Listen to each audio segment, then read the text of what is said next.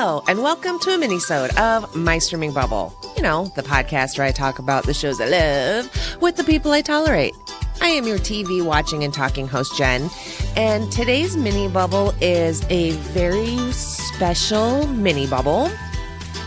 Today's episode, airing on March 16th, just so happens to also be my birthday. So today's episode is a very special birthday episode, a gift from me to you, which is actually the opposite in how birthdays are supposed to work. You're supposed to give me things, but this is probably just easier for all of us if I give this to you all. Right? Yeah, we'll go with that. So, like I said, today is my birthday, and I'll go ahead and say how old I am because I honestly don't give a shit. I'm in my 40s. I'm 44 today. Woohoo! And it's true. Back hurts, knees hurt. I can't hear so good. I'm hard of seeing as well. I'm tired and I'm exhausted, and other synonyms for being tired and exhausted. I'm those things as well. Yay to being an elder millennial. And I will accept, I prefer elder millennial versus geriatric millennial. Because while that may be true, I don't need that title associated so closely with me and my existence right now. I don't care how true it is. It doesn't need to be named. But elder sounds like it commands respect or some shit. I don't fucking know. But it just sounds cooler. So that's what we're going with. Elder millennial. I'll also accept zennial or xenial, whatever. A friend of mine prefers, she always liked the term baby Xers for us, like 81ers, for us elder millennials. I don't mind that as well, because we very much are kind of like the little siblings of Gen Xers. Like, we're there, but we're not technically them, but we were neglected all the same. Anywho, to celebrate my birthday, I wanted to do something kind of fun and special for a quick little movie review. Something to tie in the birthday theme and everything, and to, celebrate me and whatnot. And I was like, oh, maybe I'll just do some of maybe cover one of my favorite films that, maybe I haven't done for the podcast yet. And as soon as I thought of that, my brain just went, what are movies? And my other brain was like, how do you not know what the fuck movies are? And then my other brain was like, this is weird. Why is there three of us? So I panic overthought and my mind went blank. So I need to thank my tolerables on the Discord channel for throwing out ideas, movies that came out on my birthday or my birth year and that kind of stuff. Which looking back seems like very obvious, but like I said, my brains shut down, all three of them. And I couldn't do the thinking. So, I decided to kind of go with, at first I was going to go something a little different, a little quirkier. And I was going to do the number 16th movie, the year that I turned 16 on the 16th, right? Because why the fuck not? But when I was looking at those movies, I was like, I don't want to fucking talk about any of those. Sorry, Final Conflict. I guess the third Omen movie, which I don't know. Maybe it's good. I don't fucking know. It was the 16th movie in 1981. So I guess it wasn't terrible. And I believe that movie also came out in March. So I was like, all signs are kind of pointing to that one right now, which I wasn't super pumped about. My other option for the 16th movie in 1981, because Final Conflict was the 16th movie in 1981 domestically. And this is from boxofficemojo.com. So I didn't do a whole lot of searching to find the most reliable source, but this seemed fairly legit. It was really easy to navigate too, so there's that. But the 16th movie in 1981 worldwide was the movie Taps, which I was looking at it and I was like, yeah, no thanks. It's it's a war drama, which is, that's fine. There's nothing wrong with those. It's not my top genre. It's probably something I could have just sat and watched with hubby and he would have been like all about that shit. But I didn't really want to talk about like a movie with Tom Cruise and Sean Penn in it. It's my birthday episode. I want to talk about those buttholes. All right. So then I thought maybe, so those were the 16th movies the year I was born.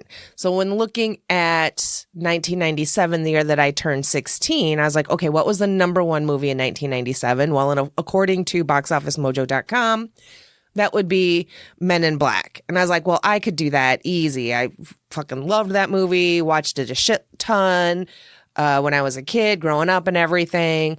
It's still a pretty fun watch. We watched it with the kids like a while ago and they seemed pretty entertained, which, hey, that's great. I'll take it. I'll fucking take it. And so I was like, okay, well, that's easy enough, right? And then I was like, all right, well, what was the 16th movie in 1997? Well, that was Conspiracy Theory. And that would be a Mel Gibson flick, which I'm pretty sure I watched back in the late 90s.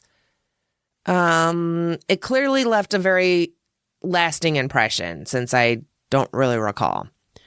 So I was like, well, maybe. I don't really want to talk about Mel Gibson either, but conspiracy theories can be fun. And then I just kept looking. And then the movie, and then I was like, okay, well, what movie was released on or after my birthday? So the other movies that were released around either on or after my 16th birthday or on or after my actual birthday, it was Grey's Anatomy, not the TV show, some other show or some other movie. And the one for 1981 was Final Conflict. And I was like, yep, no, I don't like any of those. And then I was like, wouldn't it be fun to do like a Razzie, like one of the movies that won like a Razzie Award for either like when I turned 16 or the year I was born? So when I was going down that Wikipedia rabbit hole, I found out that the Golden Raspberry Awards started in 1981. The first Razzie Awards was on March 31st, 1981 for 1980 movies. And I was like, hey, happy birthday to us. Oh my God. Hey, bestie. So I was like, well, that could be kind of fun, right? So for the very first Razzie Awards on March 31st, 1981 for 1980 movies, it was the worst movie award went to Can't Stop the Music, which apparently is like a semi-bio, somewhat of like the story of like the Village People. But that one won a bunch of Razzies. So I was like, oh, maybe. But then for the second annual Razzie Awards, which aired on March 29th, 1982 for 1981 movies, the winner that year was Mommy Dearest. And I was like, I watched that movie when I was a kid and it scared the shit out of me. I was like, what? That got worst movie of the year. Was it because of the wire hangers and the weird like face cream stuff with their hair and their curlers? Just the depiction of like child abuse and shit. Like that movie was fucking wild. And there were parts, even as when I was watching it, when I was like an older teen, not in like 1982 or whatever, where I was like, some of this is just a little too relatable. So that's another reason why the movie scared the shit out of me. Cause I was like, oh fuck, other moms are like this too? Goddamn. So I was like, well, that is definitely a contender. And then I got curious. So then I looked for who won Razzies for 1996 movies and 1997 movies. So for movies that came out in 1996, I wasn't 16 yet. But the 17th Golden Raspberry Awards was on March 23rd, 1997. So I had turned 16, and Worst Picture went to Striptease. And I was like, oh, I guess I could watch that. Have I ever watched that? I don't know that I've ever watched that movie. Not from beginning to end, that's for sure. So I was like, well, maybe. Just did The Substance with the bestie Jill and talking about Demi Moore and everything. So I was like, oh, that'd be kind of cool. Follow along with that. And then just kind of looking at some of the different Raspberry Awards given out that year. One of kind of quirky category or something, which is something that isn't consistent year to year. It seems like they do kind of like a quote fun or silly one for to lighten the mood. And in 1997 for 96 movies, the award for worst reckless disregard for human life and public property went to Con Air. And I was like, well, I could for sure fucking talk about Con Air. And I already did in one of the Nicolas Cage episodes, because sorry, I got put the bunny in the box. That just flew through my head. Anyway, so then looking at the 18th Golden Raspberry Awards, which came out on March 22nd, 1998 for 97 movies, Worst Picture for that year went to The Postman.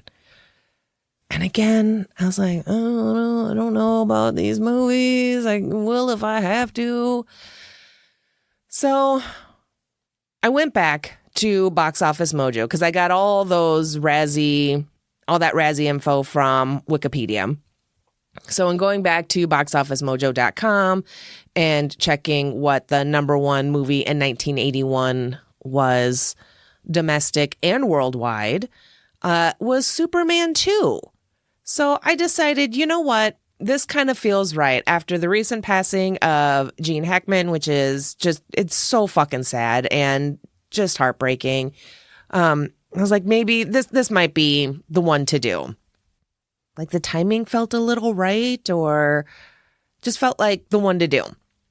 So that's what I will be covering today. I will be doing a quick review on the 1981 box office smash, Superman 2. If you haven't seen Superman 2, I guess spoiler warnings for a movie that is 44 years old. Get on it, kids. It's a pretty good movie.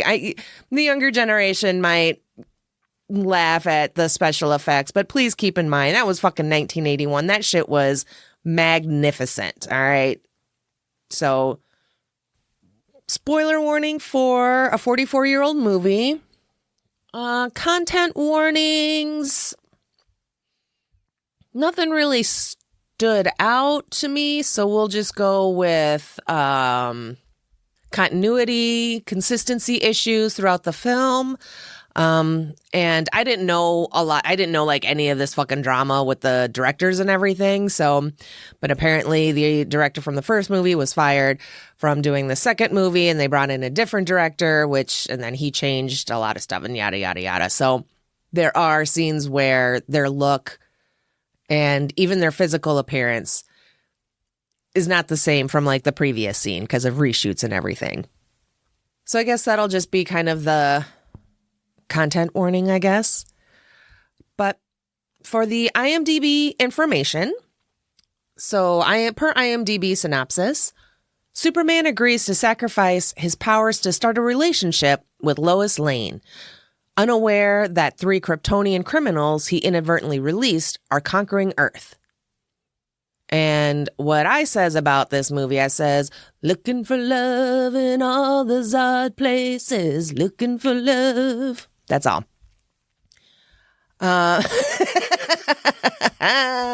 You're welcome. See, another birthday treat for you guys. You're so welcome. I love you guys so much. The movie was written by Jerry Siegel, Joe Shuster, and Mario Puzo, and directed by, my note is, by a couple of dicks, Richard Lester and Richard Donner. And that I'm the bet that I'm the first one to ever make that joke. Richard Donner, if I am correct, let me double check real quick. He was the one that was replaced, and he was replaced by Richard Lester. And since I'm only just now kind of learning about all that drama, it just sounds like Richard Donner started having kind of like his working relationship with the producers and probably some of the other folks in charge was starting to become strained and whatnot. So at this point, 44 years later, from the very little bit that I looked into it, it's now kind of like a he said, they said, blah, blah, blah. So interesting. Let's see. And the movie stars Christopher Reeve, Gene Hackman, Margot Kidder, Terrence Stamp as Zod, Sarah Douglas as Ursa, and Jack O'Halloran as Non. It is available on Max. You can rent or buy on Prime, and it is, of course, free at your local library. So, all right. Now, with all of that said, I am just going to have to say that I had not watched this movie in years. I didn't watch this for Pod Prep when we covered Lex Luthor on one of the episodes, with my DC Nerd Gallery.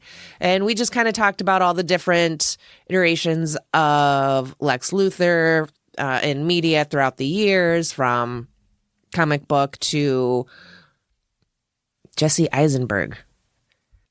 I believe we talked very briefly on his portrayal of Lex Luthor. But in 2022, nope, that's the wrong one. That was when we talked about Joker.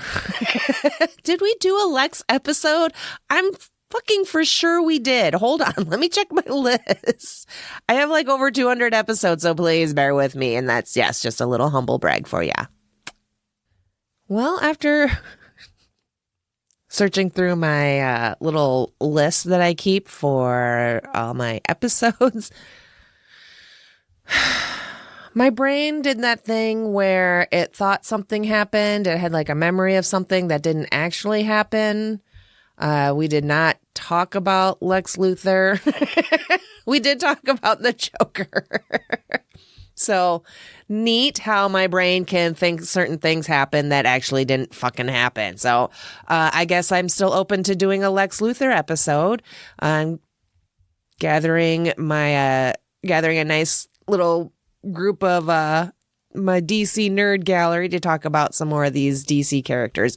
But anywho, enough about that. Like I said, this, I don't even remember how the fuck I got here. But Lex Luthor, Gene Hackman, rest in peace, Gene Hackman. He was my first Lex Luthor. I'm sure he might have been a lot of people's first Lex Luthor. And I think that Gene Hackman as Lex Luthor was fantastic, especially in this one. I didn't go and watch any of the other Superman movies. As soon as I hit play on this, I'm like, I kind of feel like I probably should have.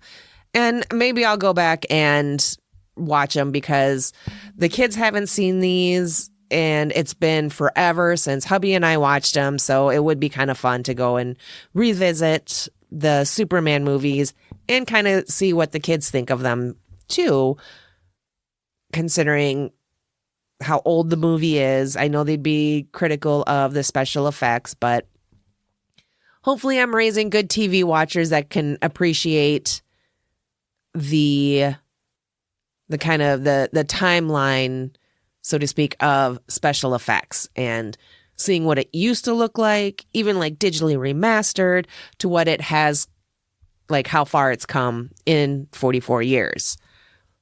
Hopefully they're a little more critical and understanding versus just going to poop on it because they think it's funny to poop on the things that mommy and daddy like. No idea where they get that.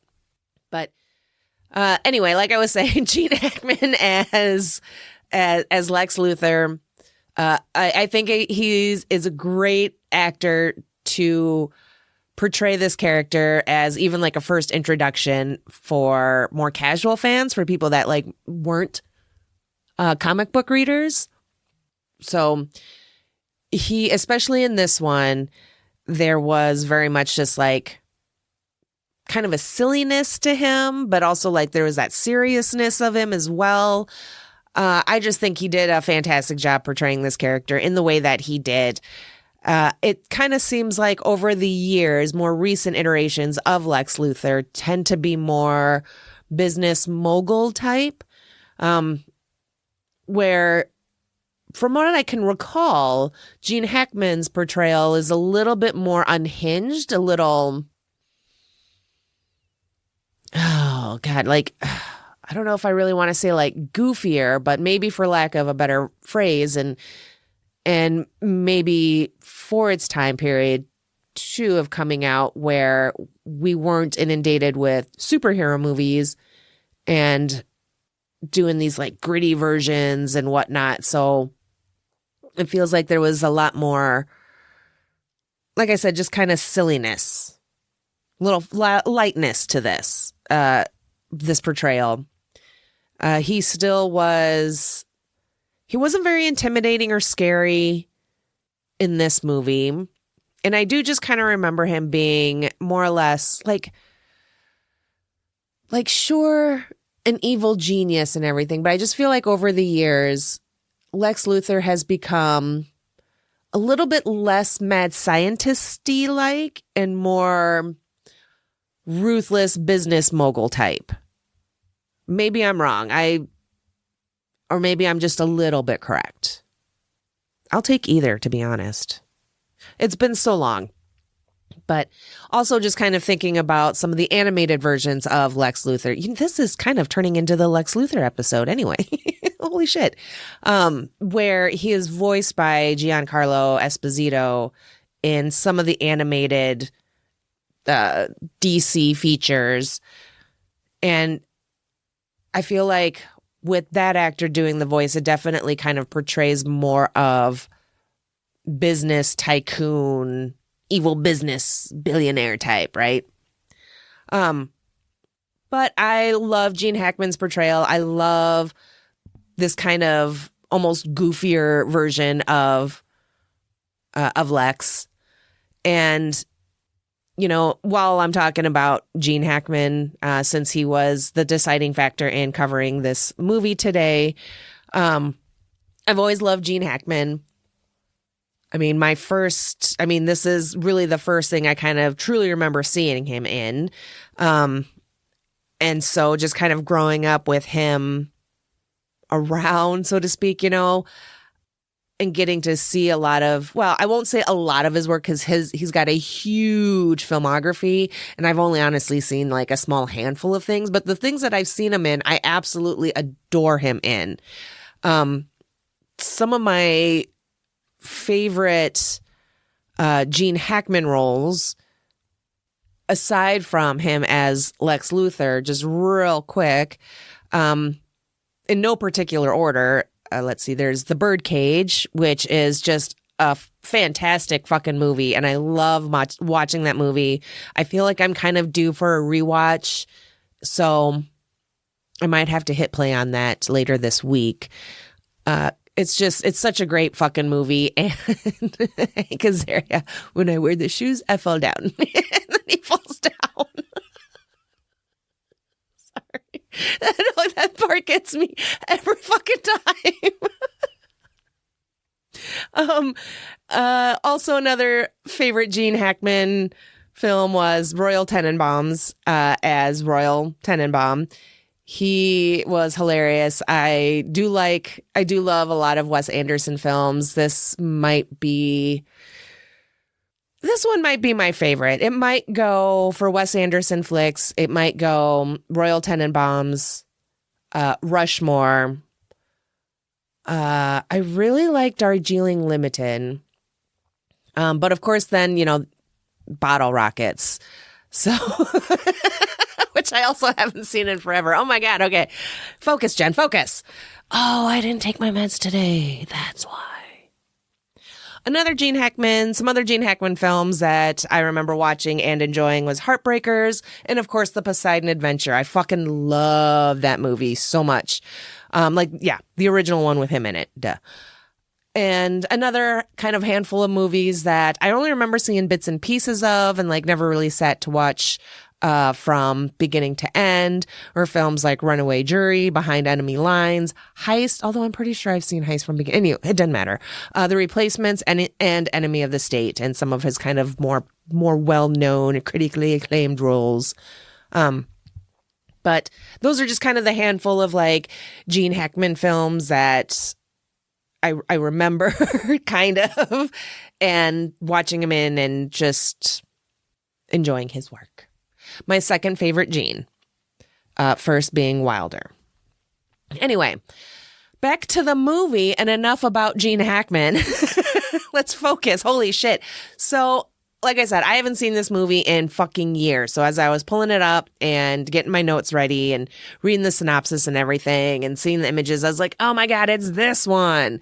So Superman, he obviously is in love with Lois Lane. And this is the movie where she figures out that Clark is Superman, and Superman wants to pursue a relationship with her. So then he gives up his Superman powers, only then to get his ass kicked at a diner, which is just always like kind of sad to see. You don't want to see Superman get his ass kicked by some schmuck in a diner. Meanwhile, because he also saved the world from a nuclear explosion at the beginning of the film, that is what shook these evil Kryptonians loose and sent them kind of on their way to Earth to conquer Earth and all of that. So that's more or less the gist of the film. Meanwhile, you do have Lex Luthor in prison. He breaks out of prison, and with the help of his female accomplice, Miss... Oh, I don't remember, and I was just looking at it. Miss Teschmacher. So yeah, he breaks out of prison with her help. He leaves behind Otis, like his like little trusty sidekick from the first one, because that's just what you have to do sometimes, sacrifice and whatnot. So Lex breaks out of prison. And then they just kind of casually work their way to the Fortress of Solitude while Superman is not there. He's busy working. And because some of us have a fucking job, Lex. And they're just kind of fucking around in there, right? And I'm just like, I feel like the Fortress of Solitude should be a lot harder to find. Because I can't remember if Lex kind of knew where it was, like it, North Pole and whatnot, had like a vague idea of its location, or just knew that it was in the North Pole and then just kind of happened upon it. I don't know, but I feel like for Superman, for any kind of superhero, their hideout should be harder to find. Anyway. And honestly, with Lex in this movie, I kind of feel like he really wasn't needed. He wasn't the main baddies in this one. It was Zod, Ursa, and Nan.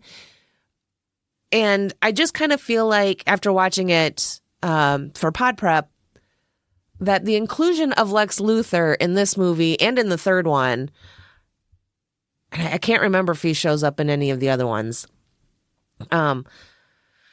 was more or less just to kind of attract audiences, attract the non-comic book fans. Because like in the first one, I get, his main baddie that he's going up against is going to be Lex Luthor, right? Because that's his main baddie in the comics. Even people who weren't familiar with the comics, even probably in the 80s, knew of Lex Luthor, knew that he was Superman's arch nemesis. So you kind of have to include him. Did he need to be included in this one? Not so much. He is a little bit. He tries to wrangle the evil Kryptonians to kind of help him in getting rid of Superman. And then, of course, he does a classic double cross to Superman. But Superman knew that Lex was going to double cross him. So it was like a double, triple cross times 0. I don't know. but he wasn't really necessary for this one. Having him there was fine. I don't think it really took anything away from the film and from the focus of like the evil Kryptonians and the love story between Clark and Lois Lane. So I just kind of feel like it was more or less to bring back the viewers of the first movie. And plus with this being like in the 80s and like I honestly couldn't think of any other main villain for Superman. And again, I'm not a comic book reader, so y'all are probably just like, oh my God, Jen, you're so fucking dumb. But deal with it. And I wouldn't know who else to have featured in place of Lex. Right? Like, it's fine to have like the evil Kryptonians and everything because that ties to Krypton and Superman's home planet and yada, yada, yada. But in terms of like a villain with name power, star power, they're really, I mean, even now in 2025, I couldn't really think of one that was a good Superman villain for him to fight. I think that thanks to like Arrowverse, CW, and like animated DC series and movies, we do have a better idea of making a lot of those other villains more household names. My oldest kid loves the Flash. And honestly, who can blame him? The CW Flash was fucking amazing. Grant Gustin will always be the Flash, not the other person. And they did a really good job introducing a lot of different DC villains. A lot of them were more of like Flash's villains and stuff, but just kind of generally speaking, just opening that door to a lot of those other characters, whether well-known or maybe lesser known. But until then, you know, the non-comic book reading fans didn't really have anyone else to go on. And so that's why I think I've said this several times now, why they stuck with Lex Luthor. And that's fine. Like I said, because it's Gene Hackman, and so we get Gene Hackman in at least the first 3 movies, I'll take it. And I was reading about kind of all the drama and everything that went down with this movie. Gene Hackman was one of the actors that did not come back for reshoots under the new director. So there are a lot of shots where we don't see him. We might hear him, but it is a body double and a voice double, I believe, per IMDb trivia. So in watching, I was kind of keeping an eye out for that. I was like, oh, is that him? Is that him? But yeah, just a lot of the which then kind of in reading about some of that and getting like a quick overview of some of that shit, I was like, oh, so like DC films were known for their fuckeries for 44 years. That's nothing new. And then what I read was that, you know, the original director, Richard Donner, in order for Richard Lester, the new director, God, I hope I'm getting those right, for him to get directing credit, he had to go and reshoot and have a certain percentage of the film that he was in charge of shooting in order for him to get that director credit. So hence the reshoots. And yeah, Gene Hackman didn't come back for those. And it sounded like a lot of the cast and crew were pretty kind of like, with the whole changing of directors. But apparently there is a completed version of Donner's version, Superman 2, the Donner cut. This is where I lost it.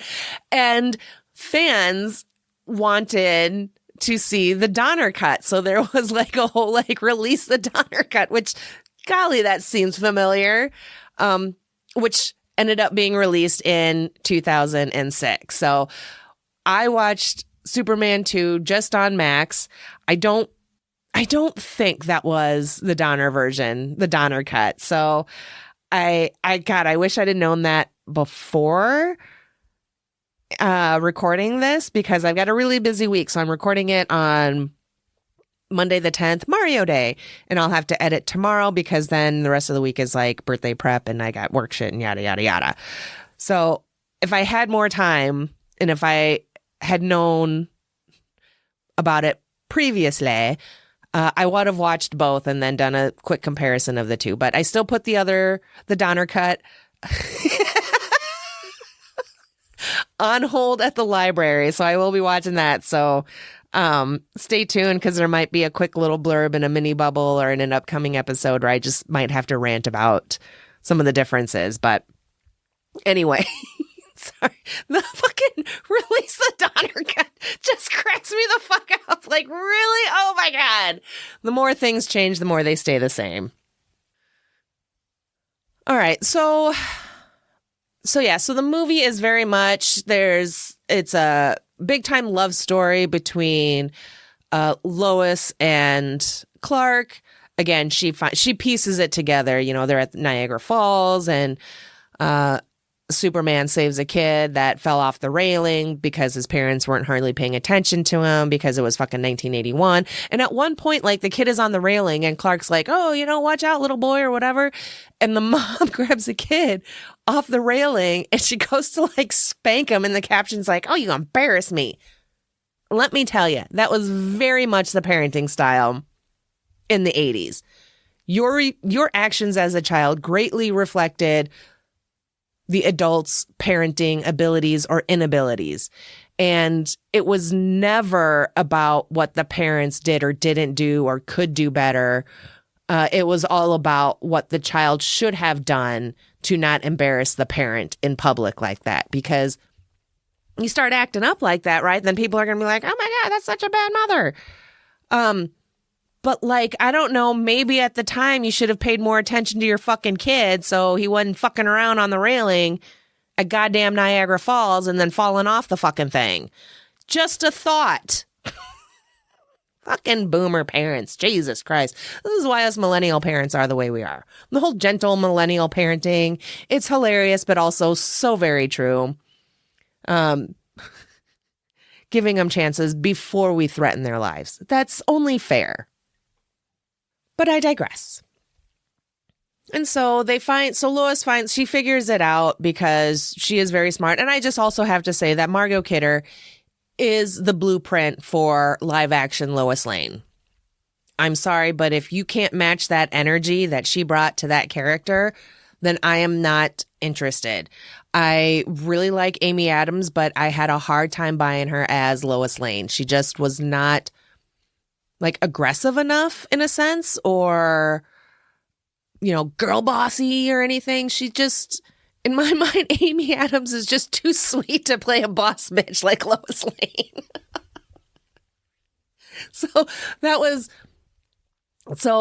Margot Kidder definitely set that bar real fucking high. And personally, no one has been able to truly match her portrayal. But yeah, so she figures out who Clark is, who Superman is. He takes her to his Fortress of Solitude because why not just take everyone there? Fuck it. Big old fucking party palace and shit. Although it looks dangerous. Like, you shouldn't drink there. You shouldn't drink there in heels. It seemed not safe.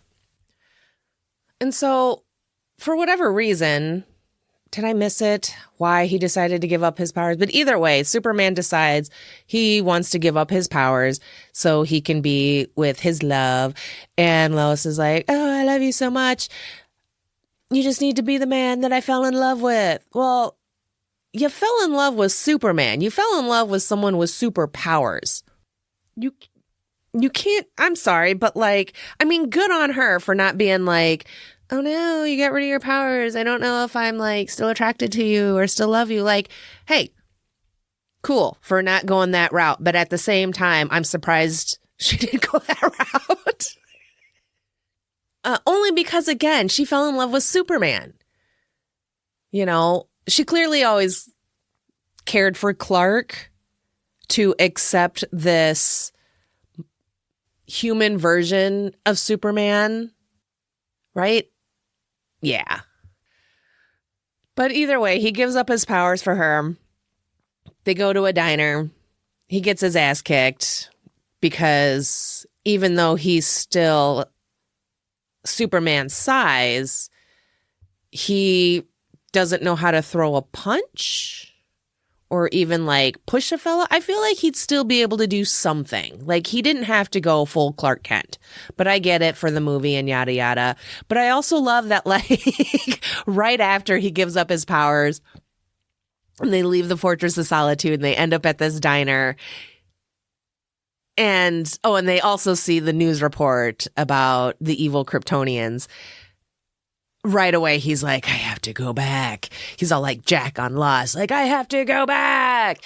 And he goes back, blah, blah, blah, gets his powers back. And then we get a pretty awesome fight scene with him and the evil Kryptonians all in Metropolis there, which, I mean, again, the special effects, the fight sequence in that was a lot of fun, even for 1981, or especially for 1981, and even now. I had no issues with it. Although in watching it, you realize how many things are very tropey in, like superhero movies, like a bus full of people getting yeeted this way and that, and shit falling, towers, radio towers or whatever falling from buildings and buildings collapsing and all of this. Like, I couldn't help but think of some of the MCU films, fights in the streets and all of that kind of stuff, a bus of people that they have to, need to be saved and this and that.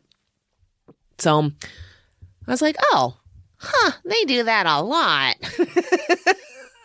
Let me just get caught up on all of that now.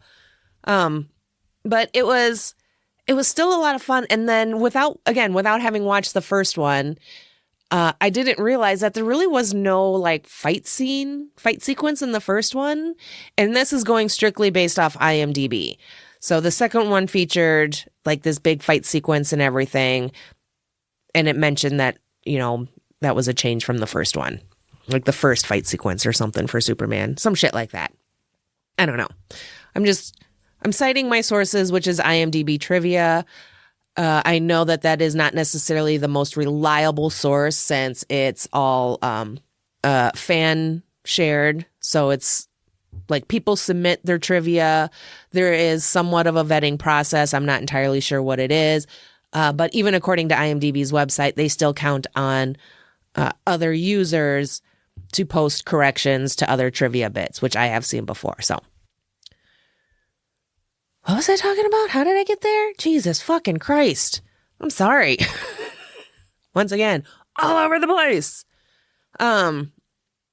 So they have this big kick-ass fight scene in the streets and everything. And then there's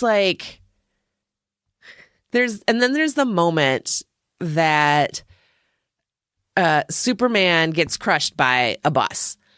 And the people of Metropolis are just like, oh no, he's dead. Lois is in the window, like all sad and everything. And they're just like, they killed Superman. And then the people are very like, they go to confront the evil Kryptonians for killing Superman. And it was very much you mess with Spider-Man, you mess with New York kind of energy. And I couldn't stop giggling. I was like, all right. So they've been doing that for 44 years. But it wasn't as cringy as it was in the Spider-Man movie. I understand why they did it, but it also just real dumb. I mean, to intend the pun, it just really stopped the movie in its tracks. So Superman, he's trying to fight all the baddies and everything. And then he flies away and everyone's like, oh no, Superman, why did you leave us? Blah, blah, blah, blah. Evil Kryptonians take Lex and Lois to the Fortress of Solitude. And that's where Superman is. And then that's where like the double cross and knowing that he was going to be double crossed by Lex comes into play. And he goes into the chamber that he went into that took his power because they're just like, oh no, he'll do whatever it takes. And they turn it on, they activate it, and gotcha. He actually programmed it so he would be safe and it would take their power so he could easily defeat them. Yay! Who could have seen that coming? I mean, I did because I've seen this movie before. And then, he puts him back into the little phantom prison diamond thing and yeets him out into space and whatnot. Oh, but not before he did the whole like cellophane super S off his chest and like whipped it at Non and it wrapped him up like a little burrito and then like disappeared. I kind of forgot about that part, and that part made me laugh. And I'm just kind of like, why? What was that? I didn't know the S could do that. Like, even when I was a kid, and even now, I'm just like, that's what it can do. Has it done it since or before? Probably not. So that was kind of silly, but whatever. It's a comic book movie. I don't give a shit. And it's a comic book movie from my childhood, so I extra don't give a shit. Not just a comic book movie from my childhood, but a comic book movie from my childhood that I really, really liked. I kind of loved it, especially back then. So Superman saves the day. Woohoo! Thank goodness. And so it's like the next day or whatever, and they're back at the Daily Planet, all like trying to clean it up and everything after the evil Kryptonians fucking trash the place because they have no regard for janitorial staff whatsoever or basic office safety. I do have to say real quick that when the Kryptonians first got to the Daily Planet and started destroying it, there was at one point like Non like smashes a wall or a window or something, and there's just like a Daily Planet employee who stands up and throws a trash can at him. Like, oh, bless your tiny human heart. Hey, I appreciate that they didn't just cower and they tried to fight back. Maybe that just says like how Superman has influenced the people of Metropolis to stand up to evil and in all its forms and, throw a trash can at him, take the trash out and that kind of shit. I don't know. I'm just making that up right now, but it was so silly. I loved it so fucking much. This movie. So, okay. But yeah, so they're back so after everything is all said and done and Lois is back at Daily Planet and Clark shows up and she still knows that he's Superman and kind of how they're going to go forward from here on out. And basically he's seeing that her knowing about who he is was doing more harm than good, essentially. Just kind of that inner turmoil that she was having, how she loves him so much, but she's also so jealous of the world, but also like understands what he needs to do. And so in a way, I appreciate that he took that burden from her. But now we are getting to the memory wipe kiss. And in 2025, not a good look. Not a good look, Superman.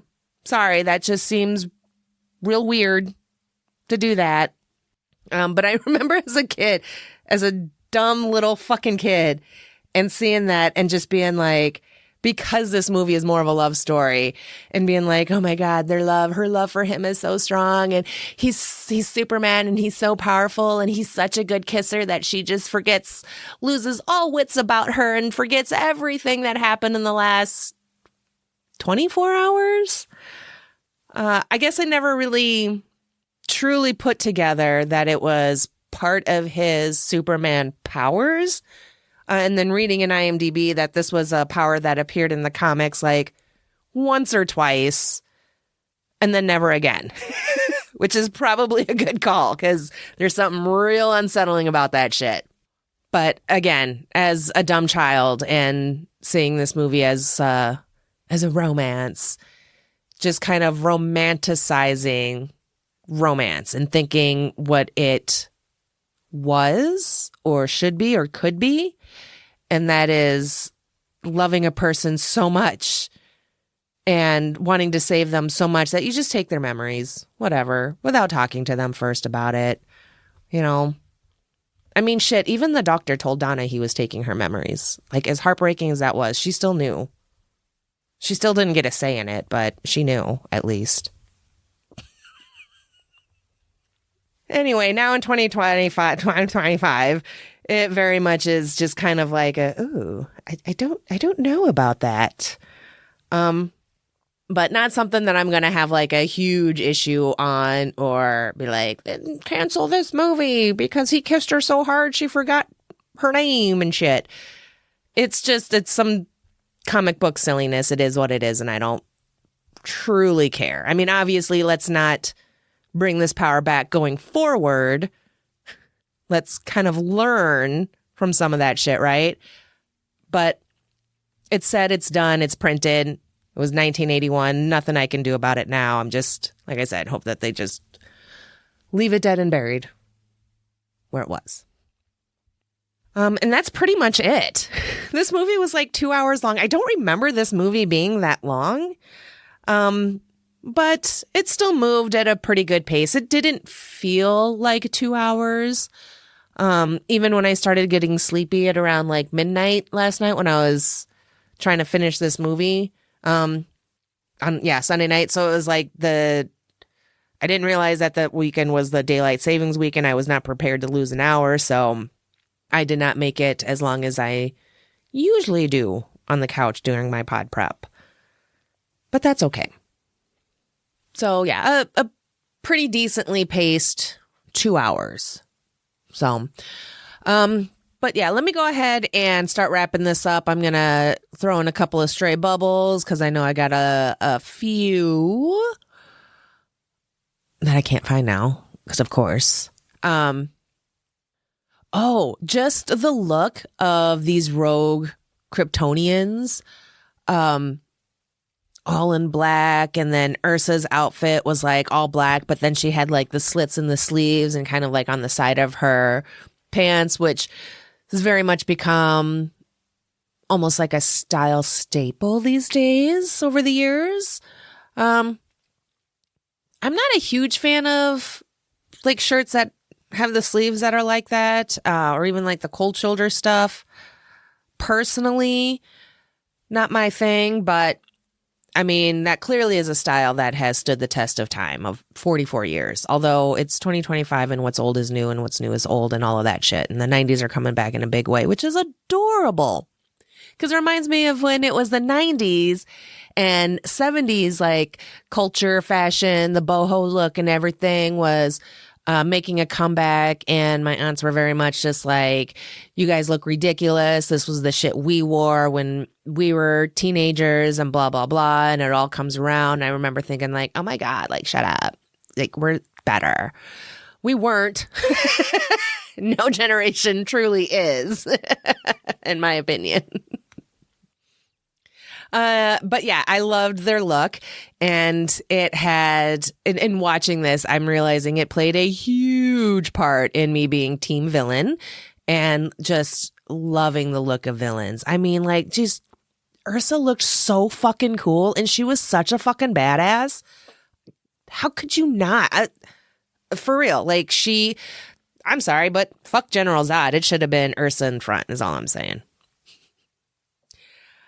Let's see what else. Oh, the product placements. I mean, we get product placements now, but we don't get quite the cigarette product placements now as we once did. So I see you, Marlboro, all over that shit. Let's see. And according to IMDb trivia, on August 1st, 1981, a televised spot for this film was the first commercial ever aired on MTV. So, kids, there was a time in history where MTV actually played music videos. I know. It was a time. Y'all missed out, but you have YouTube and shit and TikTok, so I'm sure you're fine. I'm sure you don't fucking miss it at all. Let's see. And then the only other thing that I had jotted down, there's a bunch of shit in IMDb and I'm sure all over the internet. I'm sure on YouTube as well from bigger nerds that have like broke down this film and the drama and everything. So the last thing that I have is that this was the most expensive movie ever made at the time of its release. So I didn't jot down the number for that. What it cost to make it at the time, but it was a lot. So we'll just stick with that. Because I am hitting time here. So that is going to do it for me today on my birthday. I hope you guys have enjoyed this episode, this little like jot down memory lane with me and a little in memoriam for Mr. Gene Hackman. So rest in peace, Mr. Gene Hackman and his wife, Betsy Arakawa. Hopefully I said her name correctly. And just real quick, I didn't know he was married to an Asian woman. Good on you, Mr. Hackman. Nice.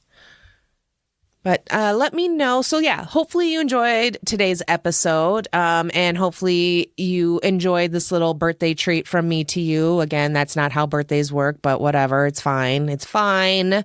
But I suppose the gift that you could give me on my birthday and really any day of the week and year would be to let me know what you thought of today's episode. Send me an email or... send me an email at mystreamingbubble@gmail.com. Let me know what you thought of today's episode. If you have suggestions for future episodes or want to be tolerated, like I said, just send an email there. And also make sure that you're following the podcast. That's the best way and free way to show support for all your indie podcast creators and really any independent, low budget, broke budget creators, personality types, blah, blah, blah. You follow us on the socials, not in like a creepy stalker way, but in that like super supportive social media kind of way.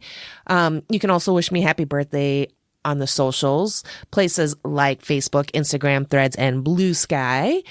Just search for My Streaming Bubble and I should pop up on all those places. Of course, rate, review, share from podcast players near you. And then don't forget to show some love to the second podcast, the monthly one that I host with Aaron from it's a fandom thing called Twin It to Win It, where we test our twinningness by guessing how the other feels about different movies. We cover horror movies because those are the funnest movies. You can find us on Facebook, Instagram, Threads, and Blue Sky by searching Twin It to Win It podcast. But most importantly, you can rate, review, share, listen on a podcast player near you. So once again, Bubblies, thank you so much for listening. Happy birthday to me and keep streaming. Bye. If you're enjoying the podcast, here are a few ways to show your continued support, like rating and reviewing on a podcast player near you and sharing your favorite episodes with your friends, family, and mail carrier. If you're looking for merch, then stop by my Redbubble store where you can find and buy My Streaming Bubble stickers, hats, shirts, and more. You can also find me over at buymeacoffee.com and, well, buy me a coffee. Thank you for your continued support and keep streaming. Bye!